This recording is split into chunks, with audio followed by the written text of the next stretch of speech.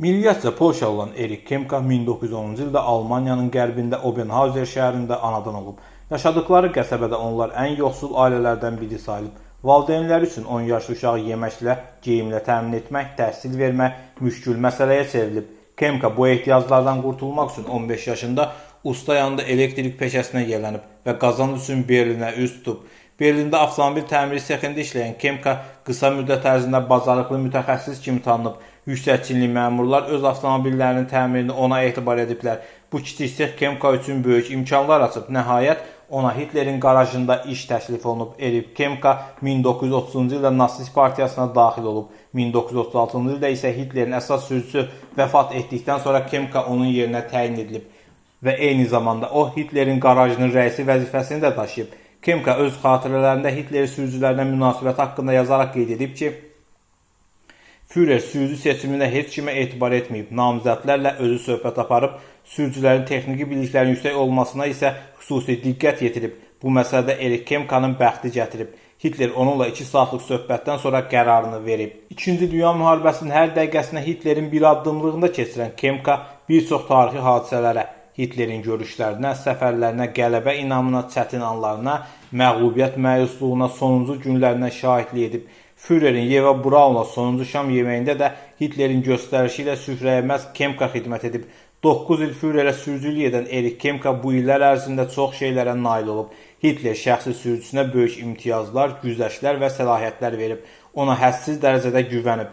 Bu münasibət sayəsində birbaşa Hitlerə tabe olan Kemka özünü yüksək ranklı dövlət məmurlarından heç də aşağı saymayıb. Hətta bəzi vaxtlarda yüksək çinli məmurların adi bir xahişini yerinə yetirməkdən də imtina edib. Sürücü kimi fəaliyyət göstərdiyi ilk illərdə Kemka 2 mənzilə, böyük torpaq sahələrinə, şəxsi avtomobilə sahib olub.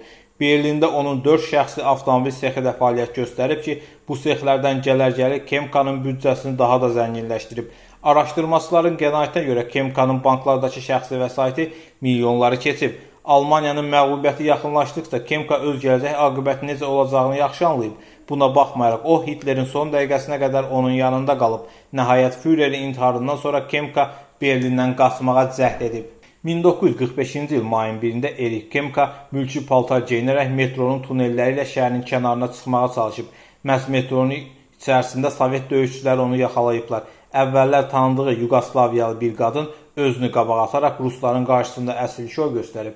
Göz yaşlarını axıdaraq bildirib ki, Kemka onun həyat yoldaşıdır və Almanlara, müharibəyə heç bir aidiyyatı yoxdur. Sovet hərbiçiləri qadının göz yaşlarına mərhəmətində yanaşaraq bildiriblər ki, əgər belədirsə, onda siz SSR-nin qələbəsi şərəfinə içməlisiniz. Ruslar Kemkaya araq süzüblər. O mis qabdakı arağı başından yuxarı qaldırıb, qələbənin şərəfinə deyərək başına çəkib.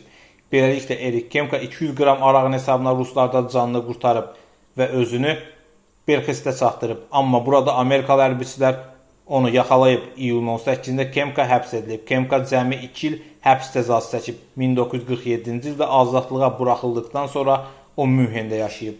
1950-ci illərdən sonra Erik Kemka müəllif olduğu kitablarla məşhurlaşıb. Onun Hitlerlə bağlı xatirələri bir neçə dilə tərcümə olunaraq Avropa ölkələrində kütləvi tirajla satılıb. Müharibədən sonraki illərdə həyatından heç də narazı olmayan Kemka yazdığı kitablardan Hitler və 2-ci Dünya müharibəsi ilə bağlı çəkilən filmlərdə məsləhətçi qismində aldığı qanarlarla maddi vəziyyətini normal səviyyədə saxlaya bilib, dolanışığından şikayətlənməyib.